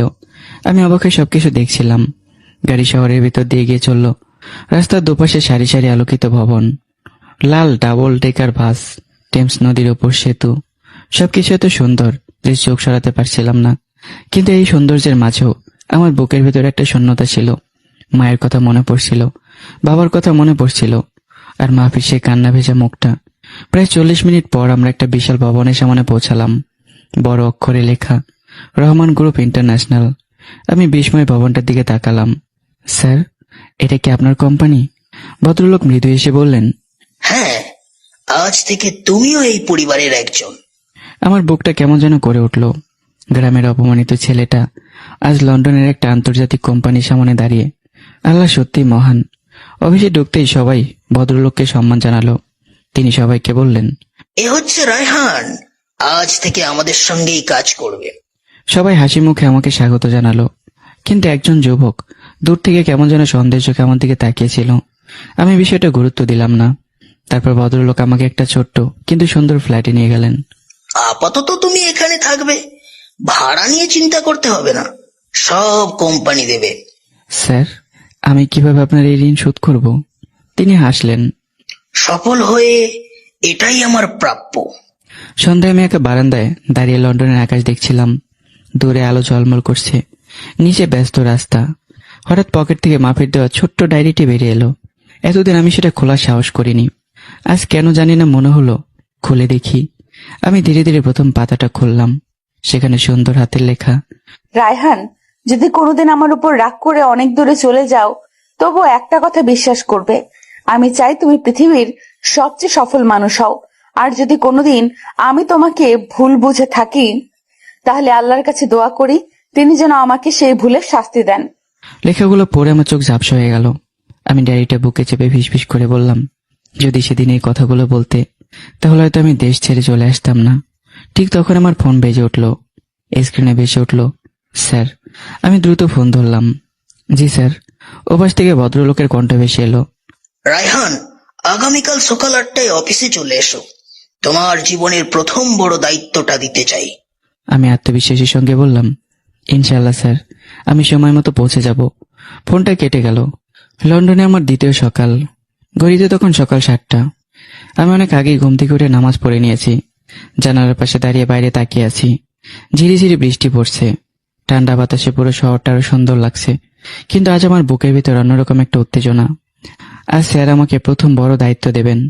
আমি আয়নায় নিজের দিকে তাকিয়ে আস্তে করে বললাম, আজ থেকে আর পেছনে তাকানো নয়, এগিয়ে যেতে হবে। ঠিক সকাল 8টায় আমি অফিসে পৌঁছে গেলাম। রিসেপশনে সবাই আমাকে দেখে হাসি মুখে শুভেচ্ছা জানালো। আমি সোজা স্যারের কেবিনে গেলাম। দরজায় নক করতে ভেতর থেকে কণ্ঠ ভেসে এলো, কাম ইন। আমি ভেতরে ঢুকে সালাম দিলাম। আসসালামু আলাইকুম স্যার। ওয়ালাইকুম আসসালাম, বসো। আমি বসতে তিনি একটা ফাইল আমার দিকে এগিয়ে দিলেন। আজ থেকে তুমি আমাদের এক্সপোর্ট ডিপার্টমেন্টে কাজ করবে। প্রথমে সবকিছু শিখবে, তারপর ধীরে ধীরে বড় দায়িত্ব পাবে। আমি সম্মানের সঙ্গে ফাইলটা হাতে নিলাম। ঠিক তখনই দরজায় নক পড়ল। একজন যুবক ভিতরে ঢুকলো। স্মার্ট পোশাক, মুখে আত্মবিশ্বাস, কিন্তু চোখে কেমন যেন অহংকার। ভদ্রলোক বললেন, রায়হান, এ হচ্ছে আরমান, আমাদের সিনিয়র ম্যানেজার। আজ থেকে ও তোমাকে কাজ শিখিয়ে দেবে। আসসালামু আলাইকুম। আরমান কোনো উত্তর দিল না, শুধু ঠান্ডা চোখে আমার দিকে তাকিয়ে রইল। তারপর স্যারের দিকে তাকিয়ে বলল, স্যার, এত বড় দায়িত্ব একটা নতুন ছেলেকে দিচ্ছেন? ভদ্রলোক শান্ত গলায় বললেন, সবাই একদিন নতুন ছিল আরমান, ওকেও সুযোগ দাও। আরমান জোর করে একটা হাসি দিল। কিন্তু আমি বুঝতে পারলাম লোকটা আমাকে পছন্দ করেনি। আরমান আমাকে পুরো অফিস ঘুরিয়ে দেখাতে লাগলো, সবকিছু বুঝিয়ে দিচ্ছিল, কিন্তু তার কথাবার্তায় কেমন যেন অবহেলা। শোনো, এটা লন্ডন, এখানে ভুল করলে কেউ ক্ষমা করে না, তাই বেশি চালাকি দেখানোর চেষ্টা করো না। আমি শুধু শিখতে চাই। সে ঠোঁট বাঁকিয়ে এসে বলল, দেখা যাবে। দুপুরের দিকে আমাকে একটা গুরুত্বপূর্ণ ফাইল দিয়ে বলা হলো, এটা পাশের কনফারেন্স রুমে পৌঁছে দিতে হবে। আমি সাবধানে ফাইলটা নিয়ে হাঁটছিলাম। ঠিক তখনই সামন থেকে আরমান এসে ধাক্কা দিল। ফাইলটা হাত থেকে পড়ে গেল। সব কাগজ মেঝেতে ছড়িয়ে পড়ল। আমি দ্রুত কাগজগুলো তুলতে লাগলাম। আরমান বিরক্ত মুখে বলল, এত অসাবধান হলে এখানে টিকতে পারবে না। আমি ক্ষমা চাইলাম, যদিও ভুলটা আমার ছিল না। বিকেলে স্যার আমাকে ডাকলেন। আমি কেবিনে ঢুকতে দেখলাম স্যারের মুখটা খুব গম্ভীর। টেবিলের উপর সেই ফাইলটা রাখা। তিনি ধীরে ধীরে বললেন, রায়হান, এই ফাইল থেকে একটা গুরুত্বপূর্ণ কাগজ নেই। কি? অসম্ভব, আমি তো সব কাগজ তুলে দিয়েছিলাম। ঠিক তখনই আরমান বলল, স্যার, আমি তো আগেই বলেছিলাম, নতুন ছেলেদের এত বড় দায়িত্ব দেওয়া ঠিক না। আমি তাড়াতাড়ি করে বললাম, স্যার, আমি সত্যি বলছি, আমি কোনো কাগজ হারাইনি। ভদ্রলোক আমার চোখের দিকে তাকিয়ে বললেন, আমি তোমাকে বিশ্বাস করি, কিন্তু কাগজটা খুঁজে বের করতেই হবে। এই কথাটা শুনে আমার বুকটা কেঁপে উঠল। আবার একটা গুরুত্বপূর্ণ জিনিস হারিয়ে গেল। তার সন্দেহের তীর ঘুরে এলো আমার দিকেই। এক মুহূর্তের জন্য গ্রামের সেই দিনের কথা মনে পড়ে গেল। গহনার বাক্স, অপবাদ, চোর। মনে মনে বললাম, না, এবার আমি ভাঙবো না, এবার আমি সত্যিটা বের করব। কারণ দ্বিতীয়বার আমি কোনো মিথ্যা অপবাদের শিকার হব না। ঠিক তখন অফিসে সিসিটিভি রুম থেকে একজন কর্মচারী দৌড়ে এসে বলল, স্যার, ক্যামেরার এমন কিছু দেখা গেছে যেটা দেখলে সবাই অবাক হয়ে যাবেন। ঘরের সবাই একসঙ্গে সিসিটিভি রুমের দিকে তাকালো, আর আমারও বুকের ধুকপুকানি আরো বেড়ে গেল। সিসিটিভি রুমের সামনে পুরো অফিসেই সবাই দাঁড়িয়ে। আমার বুকের ধুকপুকানি যেন থামছে না। এক মুহূর্তের জন্য মনে হলো আবার কি আমার জীবনটা আগের মতো অন্ধকার হয়ে যাবে। ভদ্রলোক শান্ত গলায় বললেন, ফুটেজটা চালাও। কর্মচারী ভিডিও চালু করলো। স্ক্রিনে দেখা গেল আমি ফাইল হাতে নিয়ে করিডোর দিয়ে হাঁটছি। তারপর হঠাৎ আরমান আমার সামনে এসে ধাক্কা দিল। ফাইলটা নিচে পড়ে গেল। আমি নিচে সব কাগজ তুলে আবারও ফাইলে ভরে নিলাম। ভিডিওটা এখানেই শেষ হয়ে গেল না। আমি চলে যাওয়ার কয়েক সেকেন্ড পর আরমান আবার সেই জায়গায় ফিরে এলো। সে চারদিকে তাকালো। কেউ নেই দেখে মেঝেতে পড়ে থেকে একটা কাগজ তুলে নিজের কোটের ভিতরে লুকিয়ে ফেললো। ঘরের ভিতর মুহূর্তে নীরবতা নেমে এলো। আমি হতভম্ব স্ক্রিনের দিকে তাকিয়ে রইলাম। ভদ্রলোক ধীরে ধীরে আরমানের দিকে তাকালেন। আরমান, এটার ব্যাখ্যা কি? আরমানের মুখের রং মুহূর্তেই বদলে গেল। সে তোতলাতে লাগলো। স্যার, আমি আসলে ভদ্রলোক আবার কঠোর গলায় বললেন, সত্যি বলো। আরমান মাথা নিচু করে ফেললো। কয়েক সেকেন্ড পরে ধীরে ধীরে পকেট থেকে সে কাগজটা বের করলো। স্যার, আমি ইচ্ছা করেই লুকিয়েছিলাম। আমি ভাবছিলাম ওকে ভুল প্রমাণ করতে পারলে কোম্পানিতে ওর জায়গা হবে না। আমি নির্বাক হয়ে দাঁড়িয়ে রইলাম। জীবনে দ্বিতীয়বার আমার বিরুদ্ধে ষড়যন্ত্র হলো, কিন্তু এবার আল্লাহ আমাকে একা ছেড়ে দেননি। সত্যিটা সবার সামনে চলে এসেছে। ভদ্রলোক রাগে গম্ভীর হয়ে বললেন, তুমি শুধু একজন সহকর্মীর সঙ্গে অন্যায় করনি, তুমি পুরো কোম্পানির বিশ্বাস ভেঙেছো। আজ থেকে তুমি সাময়িক বরখাস্ত। বিষয়টা বোর্ড সিদ্ধান্ত নেবে। আমার মাথা নিচু করে কেবিন থেকে বেরিয়ে গেল। ঘরের সবাই আমার দিকে তাকিয়েছিল। আমি শুধু নিঃশ্বাস ফেললাম। মনে মনে বললাম, আলহামদুলিল্লাহ, আজ অন্তত কেউ আমাকে চোর বলল না। সবাই চলে যাওয়ার পর ভদ্রলোক আমাকে নিজের কেবিনে ডাকলেন। আমি ভেতরে ঢুকতেই তিনি উঠে এসে আমার কাঁধে হাত রাখলেন। কষ্ট পেয়েছো? আমি হালকা এসে বললাম, আজকের ঘটনাটা আমাকে অনেক আগের কথা মনে করিয়ে দিল স্যার। তখন একটা জিনিস আমার ব্যাগে পাওয়া গিয়েছিল, কিন্তু সেদিন কোনো সিসিটিভি ছিল না। কেউ সত্যটা দেখেনি। তিনি গভীরভাবে আমার দিকে তাকিয়ে বললেন, আল্লাহ কখনো অন্যায়কে চিরদিন টিকিয়ে রাখেন না। আজকের এই ঘটনাটা তোমাকে একটা শিক্ষা দিল। সত্যকে সময় লাগে, কিন্তু সত্য হারে না। আমি মাথা নিচু করে বললাম, আমি এর কখনো দুর্বল হব না স্যার। সেদিন সন্ধ্যা অফিস থেকে বের হয়ে টেমস নদীর পাড়ে গিয়ে দাঁড়ালাম। হালকা বাতাস বইছে। পকেট থেকে মাফির দেওয়া ডায়েরিটা বের করলাম। ডায়েরির শেষ পাতায় ছোট্ট একটা শুকনো শিউলি ফুল চাপা ছিল। ফুলটা দেখে গ্রামের বাড়ির কথা মনে পড়ে গেল। মায়ের লাগানো শিউলি গাছ, ভোরবেলা ফুল কোরানো স্মৃতি, আর মাফির সে নিষ্পাপ হাসি। আমি নিজের অজান্তে বললাম, তুমি কি কখনো জানতে পারবে আমি সত্যিই নির্দোষ ছিলাম? ঠিক তখনই ফোন বেজে উঠল। স্ক্রিনে ভেসে উঠল মা। আমি দ্রুত ফোন ধরলাম। আসসালামু আলাইকুম মা। ওয়ালাইকুম সালাম বাবা, কেমন আছিস? ভালো আছি মা, তোমরা কেমন আছো? মা কিছুক্ষণ চুপ থেকে বললেন, বাবা, আজ গ্রামের বাজারে একটা কথা শুনলাম। কি কথা? মায়ের কণ্ঠ কেঁপে উঠল। শুনলাম যে গয়নার জন্য তোকে চোর বলা হয়েছিল, সেই ঘটনা নিয়ে নাকি আবার নতুন করে কথা উঠেছে। কেউ একজন বলেছে আসল সত্যিটা নাকি এতদিন চাপা ছিল। আমি মুহূর্তে সোজা হয়ে দাঁড়ালাম। আমার বুকের ভেতরটা জোরে ধুকপুক করতে লাগলো। এতদিন পর আবার সেই ঘটনার কথা কেন উঠলো? কে সত্যিটা জানে? আর সে কি সত্যি আমার নির্দোষের প্রমাণ নিয়ে সামনে আসতে চলেছে? মায়ের কথাটা শুনে আমার বুকের ভেতরটা হঠাৎ কেঁপে উঠলো। আমি বারান্দায় দিকে দাঁড়ালাম। হাতটা অজান্তে কাঁপছে। এতদিন আমাকে এই প্রশ্নটা তাড়া করেছে। আমি যদি নির্দোষ হই তাহলে সত্যিটা বের হবে। আজ মা হঠাৎ বলছেন গ্রামে নাকি সেই ঘটনা নিয়ে আবারও কথা উঠেছে। মা, কি হয়েছে সব খুলে বলো। মা দীর্ঘ শ্বাস ফেলে বললেন, ঠিক কি হয়েছে আমি জানি না বাবা। আজ বাজারে গিয়েছিলাম, সেখানে কয়েকজন বলছিল তো মামার বাড়ির সেই গয়নার ঘটনার আসল রহস্য নাকি একদিন বের হবে। কেউ একজন নাকি অনেক কিছু জানে। আমি চুপ হয়ে গেলাম। কে জানে? সেটা কেউ বলেনি। তুই চিন্তা করিস না, আল্লাহ আছেন, তিনি একদিন সব ঠিক করে দিবেন। ইনশাআল্লাহ মা। ফোনটা কেটে গেল। আমি অনেকক্ষণ চুপচাপ দাঁড়িয়ে রইলাম। আজ প্রথমবার মনে হলো আল্লাহ হয়তো আমার দোয়া শুনতে শুরু করেছেন। পরদিন সকাল অফিসে পৌঁছাতে সবাই আমাকে অভিনন্দন জানাতে লাগলো। গতকালের ঘটনার পর আমার প্রতি সবার সম্মান আরো বেড়ে গেছে। একজন কর্মচারী হাসতে হাসতে বললেন, আমরা জানতাম আপনি এমন মানুষ নন। আমি শুধু মুচকে হাসলাম, কারণ মানুষের বিশ্বাস হারানোর কষ্ট আমি খুব ভালো করেই জানি। ঠিক তখনই ভদ্রলোক আমাকে নিজের কেবিনে ডাকলেন। আমি ভেতরে ঢুকে দেখলাম টেবিলের উপর অনেকগুলো ফাইল রাখা।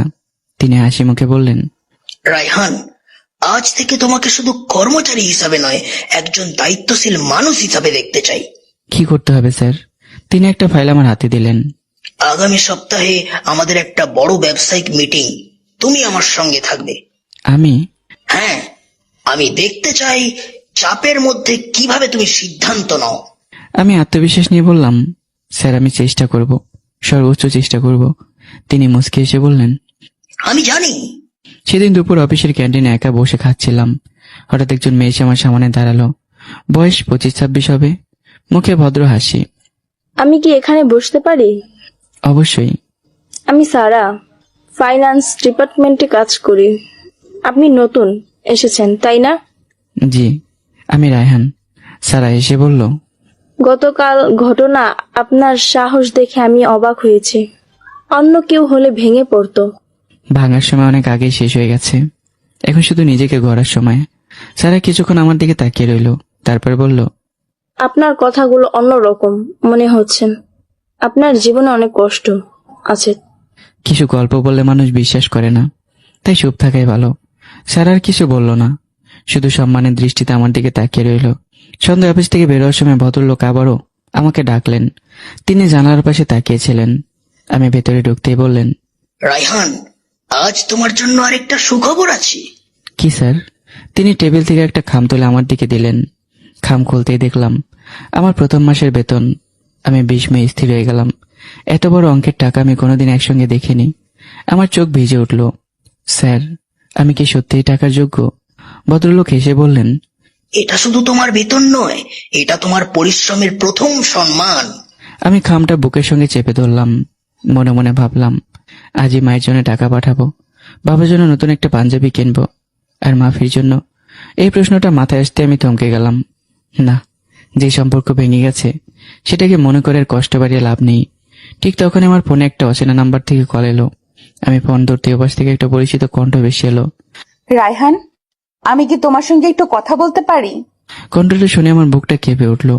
এই কণ্ঠ আমি কোনোদিন বলতে পারবো না, এটা মাফির কণ্ঠ। কিন্তু সে আমার লন্ডনের খবর পেল কিভাবে? মোবাইলটা কানে নিয়ে আমি কয়েক সেকেন্ড চুপ করে রইলাম। ওপাশ থেকে কোনো কথা নেই, শুধু কারো নিঃশ্বাসের শব্দ ভেসে আসছে। আমি ধীরে ধীরে বললাম, কে বলছেন? ওপাশ থেকে কাপা গলায় উত্তর এলো, আমি মাফি। কথাটা শুনে আমার বুকটা কেঁপে উঠল। আগে যে কণ্ঠটা শুনে আমার মুখে হাসি ফুটতো, আর সেই কণ্ঠ শুনে আমার সেই পুরনো ক্ষত আবার জেগে উঠল। আমি নিজেকে সামলে নিয়ে বললাম, আমার নম্বর কোথায় পেলে? কিছুক্ষণ চুপ থেকে মাফি বলল, মামার কাছ থেকে। অনেক কষ্ট পেয়েছি। তুমি কি আমার সঙ্গে 5 মিনিট কথা বলবে? আমি জানালার বাইরে তাকিয়ে রইলাম। টেমস নদীর ওপারে সূর্যের আলো পড়েছে, কিন্তু আমার ভেতরে যেন আবার অন্ধকার নেমে এলো। কি কথা? মাফির গলায় কান্না। প্রথমে একটা কথা বলবো, তারপর চাইলে ফোন কেটে দিও। আমি চুপ করে রইলাম। রায়হান, আমি জানি আমার কোনো ক্ষমা পাওয়ার অধিকার নেই, কিন্তু আমি প্রতিদিন নিজের কাছে হেরে যাই। এতদিন পর এসব বলছো কেন? সেদিন তো কিছু বলনি। মাফি কান্না চেপে বলল, কারণ আমি সেদিন ভয় পেয়েছিলাম। পুরো গ্রামের সবাই তোমাকে চোর বলছিল। আমি যদি তোমার পাশে দাঁড়াতাম তাহলে সবাই আমাকেও দোষ দিত। আমি দুর্বল হয়ে গেছিলাম। আমি চোখ বন্ধ করে বললাম, তাহলে ভালোবাসা এতটাই দুর্বল ছিল? ওপাশে দীর্ঘ নীরবতা, তারপর ভাঙা গলায় মাফি বলল, না, দুর্বল ছিলাম আমি, ভালোবাসা না। আমি একটা তিক্ত হাসি দিলাম। তোমার এই নীরবতার মূল্য আমি এখনো দিচ্ছি। মাফি কাঁদতে কাঁদতে বলল, আমি জানি, তাই তো প্রতিদিন আল্লাহর কাছে শুধু একটা দোয়া করি, যেন একদিন সত্যিটা বের হয়, যেন সবাই জানতে পারে তুমি নির্দোষ ছিলে। আমি অবাক হয়ে গেলাম। তুমি এখনো বিশ্বাস করো আমি নির্দোষ? মাফি এক নিঃশ্বাসে বলল, প্রথম দিন থেকেই বিশ্বাস করতাম, কিন্তু বিশ্বাস করার সাহস পাইনি। এই কথাটা শুনে আমার বুকটা মোচড় দিয়ে উঠল। ধীরে ধীরে বললাম, বিশ্বাস ছিল কিন্তু সাহস ছিল না। এই একটা ভুল আমার পুরো জীবন বদলে দিয়েছে। মাফি কোনো উত্তর দিল না, শুধু তার কান্নার শব্দ ভেসে আসছিল। কিছুক্ষণ পর সে বলল, তুমি কি খুব ভালো আছো? আমি জানালার বাইরে তাকিয়ে বললাম, আলহামদুলিল্লাহ, ভালো আছি, কাজ করছি, শিখছি, নিজেকে গড়ছি। মাফি হালকা হাসলো। শুনেছি তুমি এখন লন্ডনে। হ্যাঁ। আমি সবসময় দোয়া করি তুমি যেন সফল হও। আজ শুনে খুব ভালো লাগলো। আমি কয়েক সেকেন্ড চুপ থেকে বললাম, ধন্যবাদ, হঠাৎ মাফি বলল, একটা প্রশ্ন করব, করো। তুমি কি আমাকে একটুও ঘৃণা করো? প্রশ্নটা শুনে আমি নির্বাক হয়ে গেলাম। অনেকক্ষণ পরে উত্তর দিলাম, না, আমি তোমাকে ঘৃণা করি না। কারণ যাকে একসময় মন থেকে ভালোবেসেছিলাম তাকে ঘৃণা করার শক্তি আমার নেই। কিন্তু আমি আর আগের জায়গায় ফিরে যেতে পারবো না। ওপাশে আবারও নীরবতা। তারপর খুব আস্তে করে মাফি বলল, আমি অপেক্ষা করব যতদিন লাগে। আমি এর কোনো উত্তর দিলাম না। ঠিক তখন অফিস থেকে স্যারের ফোন এলো।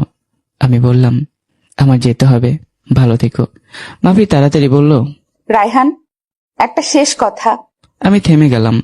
যদি কোনোদিন সত্যিটা সবার সামনে আসে, তাহলে একবার, শুধু একবার আমার চোখের দিকে তাকিয়ে বলো তুমি আমাকে ক্ষমা করেছো। কথাটা শুনে আমার গলা ভারী হয়ে গেল। আমি কোনো উত্তর না দিয়ে ফোনটা কেটে দিলাম। ফোনটা পকেটে রেখে গম্ভীর শ্বাস নিলাম। জীবনে প্রথমবার মনে হলো কিছু ক্ষত সময় শুকিয়ে যায়, কিছু কিছু ক্ষত মানুষ বেঁচে থাকা পর্যন্ত বুকের ভেতর রক্ত ছড়ায়। ঠিক তখনই স্যারের কেবিনে ঢুকতেই দেখি তিনি খুব চিন্তিত মুখে বসে আছেন। আমাকে দেখিয়ে বললেন, রায়হান, আজই আমাদের স্কটল্যান্ডে যেতে হবে। কোম্পানির একটা বড় সমস্যা হয়েছে, আর এই সমস্যায় সমাধান যদি আমরা না করতে পারি তাহলে কয়েক কোটি পাউন্ডের চুক্তি বাতিল হয়ে যাবে। আমি বুঝতে পারলাম এটাই আমার জীবনের সবচেয়ে বড় ব্যবসায়িক পরীক্ষা হতে চলেছে। স্যারের মুখে এমন উদ্বেগ আমি কখনো দেখিনি। আমি চেয়ারে বসতে তিনি টেবিলের উপর পড়ে থাকা একটা ফাইল আমার দিকে এগিয়ে দিলেন। রায়হান, স্কটল্যান্ডে আমাদের সবচেয়ে বড় ক্লায়েন্ট আজ সকালেই খবর এসেছে। তারা আমাদের সঙ্গে করা প্রায় 25 মিলিয়ন ইউরোর চুক্তি বাতিল করার সিদ্ধান্ত নিয়েছে। আমি অবাক হয়ে বললাম, কিন্তু কেন স্যার? তিনি দীর্ঘ শ্বাস ফেলে বললেন, আমাদের বিরুদ্ধে অভিযোগ উঠেছে যে গত চালানের কিছু পণ্যের মান ঠিক ছিল না। যদি আমরা আজই তাদের সন্তুষ্ট না করতে পারি তাহলে শুধু এই চুক্তি নয়, ভবিষ্যতের সব ব্যবসাও হারাতে পারি। আমি ফাইলটা মনোযোগ দিয়ে পড়তে লাগলাম। কিছুক্ষণ পর মাথা তুলে বললাম, স্যার, আমরা কি নিশ্চিত ভুলটা আমাদের? তিনি বললেন, না, কিন্তু অভিযোগ প্রমাণ করার দায়িত্ব এখন আমাদের। 1 ঘন্টার মধ্যে আমরা স্কটল্যান্ডের উদ্দেশ্যে রওনা দিলাম। দীর্ঘ পথ, গাড়ি জানালার বাইরে সবুজ পাহাড় আর বিশাল প্রান্তর। কিন্তু আমার পুরো মন পড়ে আছে ফাইলের ভেতর। আমি বারবার রিপোর্ট করে পড়ছি। হঠাৎ একটা ছোট্ট বিষয় আমার চোখে পড়ল। আমি স্যারের দিকে তাকিয়ে বললাম, স্যার, এই রিপোর্টে একটা তারিখ মিলছে না। তিনি অবাক হয়ে বললেন, কি বলতে চাইছো? আমি ফাইলটা খুলে দেখালাম। অভিযোগ করা হয়েছে যে পণ্যগুলো 12 তারিখে পরীক্ষা করা হয়েছে, কিন্তু আমাদের ডেলিভারি পৌঁছেছে তো 14 তারিখে। তাহলে 12 তারিখে তারা পরীক্ষা করলো কিভাবে? স্যার কয়েক সেকেন্ড চুপ করে রইলেন। তারপর তার চোখ বড় বড় হয়ে গেল। অসাধারণ, আমি এত বড় ভুলটা খেয়ালই করিনি। দুপুরে আমরা ক্লায়েন্টদের অফিসে পৌঁছালাম। সেখানে বড় একটা মিটিং বসেছে। সবাই খুব গম্ভীর। ক্লায়েন্টের প্রধান কর্মকর্তা কঠিন গলায় বললেন, আমরা আপনাদের সঙ্গে আর কাজ করতে চাই না। আপনাদের পণ্যের মান আমাদের মানদণ্ড পূরণ করেনি। স্যার কিছু বলতে যাচ্ছিলেন। আমি বিনয় স্বরে বললাম, স্যার, আমি কি একটা প্রশ্ন করতে পারি? ভদ্রলোক মাথা নাড়লেন। আমি ক্লায়েন্টের দিকে তাকিয়ে বললাম, আপনারা কি নিশ্চিত যে রিপোর্টটা আমাদের চালানের? তিনি বললেন, অবশ্যই। আমি ফাইলের কাগজটা তার সামনে রেখে বললাম, তাহলে একটা বিষয় বুঝিয়ে বলবেন, আপনারা যে পরীক্ষার তারিখ দিয়েছেন সেটা আমাদের পণ্য পৌঁছানোর 2 দিন আগের। ঘরের ভেতর সবাই একসঙ্গে কাগজটার দিকে তাকালো। কয়েক মুহূর্তের মধ্যে ফিসফাস শুরু হয়ে গেল। ক্লায়েন্টের কর্মকর্তার মুখে রঙও বদলে গেল। তিনি দ্রুত নিজের সহকারীকে ডেকে বললেন, সব নথি আবার নিয়ে আসো। প্রায় 20 মিনিট ধরে সব কাগজপত্র যাচাই করা হলো। শেষ পর্যন্ত সত্যিটা বেরিয়ে এলো। অভিযোগের রিপোর্টটা ছিল অন্য একটা কোম্পানির। বলবশত সেটা আমাদের ফাইলের সঙ্গে যুক্ত হয়ে গিয়েছিল। ক্লায়েন্টের প্রধান কর্মকর্তা উঠে দাঁড়িয়ে আমার দিকে হাত বাড়িয়ে দিলেন। মিস্টার রায়হান, আমরা আন্তরিকভাবে দুঃখিত। ভুলটা সম্পূর্ণ আমাদের। চুক্তি বাতিলের সিদ্ধান্ত আমরা প্রত্যাহার করছি। শুধু তাই নয়, আমরা আরো 3 বছরের জন্য নতুন চুক্তি করতে চাই। স্যার আনন্দে আমার দিকে তাকালেন। তার চোখে স্পষ্ট গর্ব। মিটিং শেষ হওয়ার পরে গাড়িতে উঠতেই স্যার আমার কাঁধে হাত রাখলেন। আজ তুমি শুধু একটা চুক্তি বাঁচাওনি, আমার 40 বছরের সম্মান রক্ষা করেছো। আমি মাথা নিচু করে বললাম, আমি শুধু আমার দায়িত্ব পালন করেছি স্যার। তিনি মুচকি এসে বললেন, না রায়হান, আজ থেকে তুমি শুধু আমার কর্মচারী নাও, তুমি আমার সবচেয়ে বিশ্বাসের মানুষ। কথাটা শুনে আমার চোখ ভিজে উঠল। জীবনে প্রথমবার কেউ আমাকে এত বড় বিশ্বাসের মর্যাদা দিল। কিন্তু ঠিক তখনই স্যারের ফোন বেজে উঠল। ফোন রিসিভ করতেই তার মুখের হাসি মিলে গেল। তিনি কয়েক সেকেন্ড চুপ করে থেকে শুধু বললেন, কি বলছো? অসম্ভব। ফোন কেটে তিনি আমার দিকে তাকালেন। তার চোখে স্পষ্ট উদ্বেগ। আমি তাড়াতাড়ি জিজ্ঞাসা করলাম, কি হয়েছে স্যার? তিনি ধীরে ধীরে বললেন, অফিসে বড় সমস্যা হয়েছে, কোম্পানির গোপন কিছু নথি চুরি হয়েছে, আর সবাই সন্দেহ করছে এই ঘটনার পিছনে আমাদের ওই কোনো ভেতরের লোক জড়িত। আমি গম্ভীর একটা শ্বাস নিলাম। মনে মনে শুধু একটা কথাই বললাম, না, এবার আর কোনো নির্দোষ মানুষকে অপবাদ পেতে দেব না। আমি স্যার দ্রুত লন্ডনের অফিসে ফিরে এলাম। পুরো অফিসে অদ্ভুত এক উত্তেজনা। সহকর্মচারী ছোট ছোট দলে দাঁড়িয়ে ফিসফাস করে কথা বলছে। আমাদের দেখে সবাই চুপ হয়ে গেল। স্যার গম্ভীর গলায় বললেন, সবাই কনফারেন্স রুমে আসুন। 5 মিনিটের মধ্যে পুরো অফিস সেখানে জড়ো হলো। স্যার ধীরে ধীরে বললেন, গতরাতে কোম্পানির কিছু গোপন নথি সার্ভার থেকে কপি করা হয়েছে। এই নথিগুলো বাইরে চলে গেলে কোটি কোটি পাউন্ডের ক্ষতি হতে পারে, তাই বিষয়টা খুবই গুরুতর। ঘরের ভিতর নীরবতা। ঠিক তখনই আইটি বিভাগের প্রধান উঠে দাঁড়ালেন। স্যার, আমার লগ পরীক্ষা করেছি। যে কম্পিউটার থেকে ফাইল কপি হয়েছে সেটা এক্সপার্ট ডিপার্টমেন্টের। আমি চমকে উঠলাম, কারণ আমি এখন সেই ডিপার্টমেন্টে কাজ করছি। ঠিক তখন এক কর্মচারী বলল, স্যার, গত রাতে অফিসে নতুন লোকদের মধ্যে শুধু রায়হান ছিল। কথাটা শুনে সবাই আমার দিকে তাকালো। আমার বুকের ভিতর পুরনো সেই ব্যথাটা আবারও ফিরে এলো। শান্ত গলায় বললাম, আমি রাতে কাজ করছিলাম ঠিকই, কিন্তু কোনো নথি কপি করিনি। আইটি প্রধান বললেন, লগ অনুযায়ী রাত 9:47 আপনার আইডি দিয়ে সিস্টেমে প্রবেশ করা হয়েছে। আমি অবাক হয়ে গেলাম। অসম্ভব, রাত 9টার আগে আমি বের হয়ে গিয়েছিলাম। স্যার আমার দিকে তাকিয়ে বললেন, আমি জানি তুমি মিথ্যা বলছো না, কিন্তু সত্যটা খুঁজে বের করতে হবে।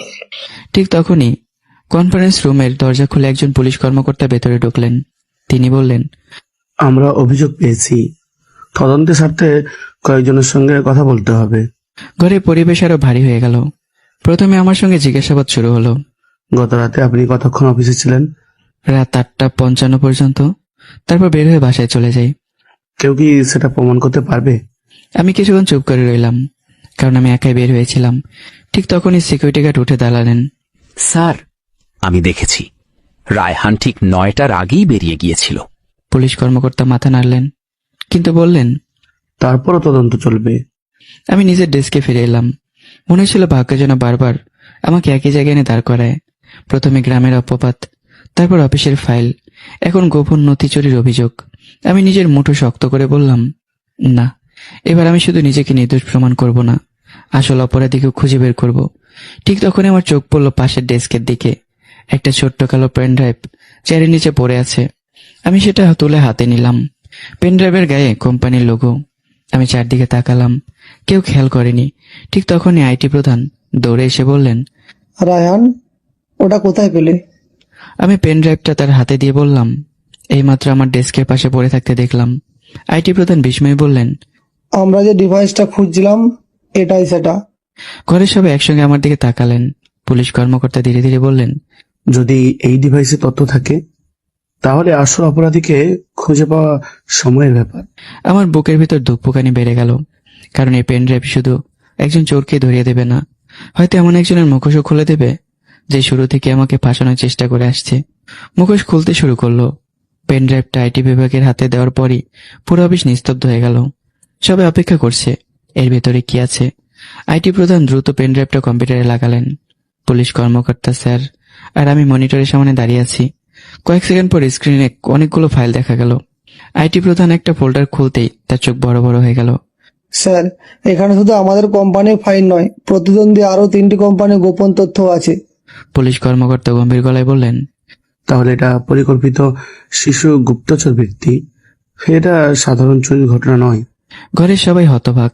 ঠিক তখনই আইটি প্রধান বললেন, স্যার, পেন ড্রাইভে একটা অটো ব্যাকআপ ফাইল আছে, সম্ভবত কে এটা ব্যবহার করেছে তার তথ্যও রয়েছে। তিনি ফাইলটা খুললেন। স্ক্রিনে একটা ইউজার আইডি ভেসে উঠল, কিন্তু সেটা দেখে সবাই অবাক, কারণ সেটা আমার আইডি নয়, আরমানেরও নয়। এটা ছিল ডি কিং 07। স্যার বুরুকুসকে বললেন, আমাদের অফিসে এই নামে কোনো কর্মচারী নেই। পুলিশ কর্মকর্তা বললেন, তাহলে কেউ ভুয়া আইডি ব্যবহার করেছে, কিন্তু সে অফিসে ঢুকলো কিভাবে? ঠিক তখনই আইটি প্রধান আরেকটা ভিডিও খুললেন। সার্ভার রুমে সিসিটিভি ফুটেজ। রাত 9:45। একজন মানুষ মুখে কালো মাস্ক পরে সার্ভার রুমে ঢুকছে। মুখ দেখা যাচ্ছে না, কিন্তু তার ডান হাতে একটা বড় কাটা দাগ স্পষ্ট দেখা যাচ্ছে। পুলিশ কর্মকর্তার সঙ্গে সঙ্গে ভিডিও থামালেন। এই দাগটাই আমাদের সবচেয়ে বড় শত্রু। অপরাধী যতই মুখ লুকাক। সন্ধ্যায় সবাই বাড়ি চলে গেল। আমার মাথায় শুধু একটাই চিন্তা, ডান হাতের কাটা দাগ। হঠাৎ আমার মনে পড়ল অফিসের এমন একজনকে আমি দেখেছি, কিন্তু কোথায়? অনেক চেষ্টা করে মনে করতে পারলাম না। রাতে বাসায় ফিরে ঘুম আসছিল না। আমি মাফির ডায়েরিটা খুলে বসেছিলাম। হঠাৎ ফোন বেজে উঠল। স্ক্রিনে স্যারের নাম। জি স্যার। ওপাশ থেকে উদ্বিগ্ন কণ্ঠ। রায়হান, তুমি কি এখনই অফিসে আসতে পারবে? আমি অবাক হয়ে বললাম, এখন? কি হয়েছে? তিনি বললেন, খুব জরুরি, আজ রাতেই সার্ভারে আবার কেউ ঢোকার চেষ্টা করছে। আমি আর কোনো প্রশ্ন করলাম না। 10 মিনিটের মধ্যে অফিসের উদ্দেশ্যে বের হয়ে গেলাম। অফিসে পৌঁছাতে দেখি পুলিশ পুরো ভবন ঘিরে রেখেছে। আইটি বিভাগ সার্ভার রুম ব্যস্ত। আমি ভেতরে ঢুকতে স্যার বললেন, ঠিক সময় এসেছো, আমরা মনে করেছি চোর আবার এসেছে। ঠিক তখনই পুরো ভবনের বিদ্যুৎ হঠাৎ নিভে গেল। চারদিকে অন্ধকার। কে একজন চিৎকার করে উঠল, সার্ভার রুমে কেউ দৌড়ে পালাচ্ছে। আমি এক মুহূর্ত দেরি করলাম না। অন্ধকার করিডোর ধরে সেই ছায়ামূর্তির পেছনে দৌড়াতে শুরু করলাম। লোকটা খুব দ্রুত দৌড়াচ্ছে। হঠাৎই জরুরি আলোগুলো জ্বলে উঠল। 1 সেকেন্ডের জন্য আমি লোকটার ডান হাতটা দেখতে পেলাম। আর ঠিক তখনই আমার চোখ পড়ল ডান হাতে সে একটা কাটা দাগ। আমি চিৎকার করে উঠলাম, থামো! কিন্তু লোকটা পেছনে জরুরি দরজা দিয়ে লাফ দিয়ে বাইরে পালিয়ে গেল। আমি দরজার কাছে পৌঁছি শুধু একটা জিনিস দেখতে পেলাম, মাটিতে পড়ে আছে একটা কোম্পানির পরিচয়পত্র। আমি পরিচয়পত্র তুলে হাতে নিতে বুকটা ধুক করে উঠল, কারণ এই আইডি কার্ডের ছবিটা আমি খুব ভালো করে চিনি। আর সেই মানুষটাকে দেখে আমি বিশ্বাসই করতে পারছিলাম না। আমি কাপা হাতে আইডি কার্ডটা তুলে নিলাম। জরুরি আলোর ক্ষীণ আলোয় ছবিটা স্পষ্ট দেখা যাচ্ছে। এক মুহূর্তের জন্য আমার নিঃশ্বাস বন্ধ হয়ে গেল, কারণ আইডি কার্ডটা ছিল ড্যানিয়েল ব্রাউনের, রহমান গ্রুপের আইটি সিকিউরিটির সুপারভাইজার। আমি অবিশ্বাসী চোখে কার্ডটার দিকে তাকিয়ে রইলাম। যে মানুষটা প্রতিদিন অফিসে নিরাপত্তা নিয়ে কথা বলতো, সেই মানুষটাই কি চোর? ঠিক তখনই স্যার আর পুলিশ কর্মকর্তা দৌড়ে এসে পৌঁছালেন। কিছু পেয়েছেন? আমি চুপচাপ আইডি কার্ডটা তার হাতে দিলাম। তিনি কার্ডটা দেখে বিস্মিত হয়ে বললেন, ড্যানিয়েল, এটা কিভাবে সম্ভব? স্যার অবাক হয়ে গেলেন। না, ড্যানিয়েল এই কোম্পানিতে 10 বছর ধরে কাজ করছে। আমি ওকে নিজের পরিবারের সদস্যের মতো বিশ্বাস করি। স্যার, আমি কাউকে দোষ দিচ্ছি না, কিন্তু লোকটার হাতে আইডি কার্ড ছিল, আর আমি তার ডান হাতে কাটা দাগও দেখেছি। পুলিশ কর্মকর্তার সঙ্গে সঙ্গে ওয়াকিটকিতে নির্দেশ দিলেন, পুরো ভবন সিল করে দিন, ড্যানিয়েল ব্রাউনকে খুঁজে বের করুন। কিন্তু 5 মিনিট পর খবর এলো ড্যানিয়েল অফিসে নেই, তার মোবাইল ফোনও বন্ধ। পুলিশ কর্মকর্তা গম্ভীর মুখে বললেন, সে পালিয়ে গেছে। এখন সন্দেহ আরো শক্ত হলো। পরদিন সকাল, অফিসে অস্বাভাবিক নীরবতা। সবাই ড্যানিয়েলকে নিয়ে আলোচনা করছে। ঠিক তখন আইটি প্রধান দৌড়ে এসে বললেন, স্যার, আমরা ড্যানিয়েলের কম্পিউটার পরীক্ষা করেছি, কিছু গুরুত্বপূর্ণ তথ্য পেয়েছি। সবাই দ্রুত আইটি রুমে গেলাম। কম্পিউটার স্ক্রিনে বেশ কয়েকটি এনক্রিপ্টেড ইমেল খোলা। আইটি প্রধান বললেন, এগুলো অন্য একটি প্রতিদ্বন্দ্বী কোম্পানিতে পাঠানো হয়েছে, বিনিময়ে বড় অঙ্কের টাকার প্রতিশ্রুতিও আছে। স্যার চেয়ারে বসে পড়লেন, তার মুখে গম্ভীর হতাশা। এত বছর আমি ভুল মানুষকে বিশ্বাস করেছি। আমি স্যারের দিকে তাকিয়ে বললাম, স্যার, এখন একটা প্রশ্নের উত্তর পাওয়া যায়নি। তিনি আমার দিকে তাকালেন। কোন প্রশ্ন? যদি ড্যানিয়েল এসব করে থাকে, তাহলে সে আমার আইডি ব্যবহার করলো কেন? ঘরে সবাই আবার চুপ হয়ে গেল। হ্যাঁ, এটাই সবচেয়ে বড় রহস্য। ঠিক তখনই আইটি প্রধান আবার বললেন, স্যার, আমার লোক আরেকটা বিষয় খুঁজে পেয়েছি। ড্যানিয়েল রায়হানের আইডিতে লগ ইন করেনি, সে রায়হানের পাসওয়ার্ড ব্যবহার করেছে। আমি হতবাক হয়ে গেলাম, কিন্তু আমার পাসওয়ার্ড তো কেউ জানে না। আইটি প্রধান বললেন, কেউ না কেউ জেনেছিল, অথবা আপনার কাছ থেকে কোনোভাবে জেনে নিয়েছিল। আমি মাথা নিচু করে ভাবতে লাগলাম। হঠাৎ মনে পড়ল, কয়েক সপ্তাহ আগে আরমান একদিন আমার ডেস্কে বসেছিল। আমি তখন কফি আনতে গিয়েছিলাম। ফিরে এসে দেখেছিলাম সে আমার কম্পিউটারের সামনে দাঁড়িয়ে আছে। তখন বিষয়টা গুরুত্ব দেয়নি। আমি সঙ্গে সঙ্গে কথাটা সবাইকে বললাম। পুলিশ কর্মকর্তা বললেন, তাহলে আরমান আর কি ড্যানিয়েল মধ্যে যোগাযোগ ছিল না? সেটাও তদন্ত করতে হবে। ঠিক তখনই পুলিশের একজন সদস্য দৌড়ে ভেতরে ঢুকলেন। স্যার, ড্যানিয়েলের ফ্ল্যাটে তল্লাশি চালিয়ে একটা ডায়েরি পাওয়া গেছে। পুলিশ কর্মকর্তা জিজ্ঞাসা করলেন, সেখানে কি আছে? পুলিশ সদস্য গম্ভীর শ্বাস নিয়ে বললেন, সেখানে কয়েকজনের নাম লেখা, আর সবার উপরে যে নামটা আছে সেটা শুনলে আপনারা অবাক হয়ে যাবেন। করে সবাই নিঃশ্বাস বন্ধ করে তার দিকে তাকিয়ে রইল। প্রথম নামটা হলো আরমান।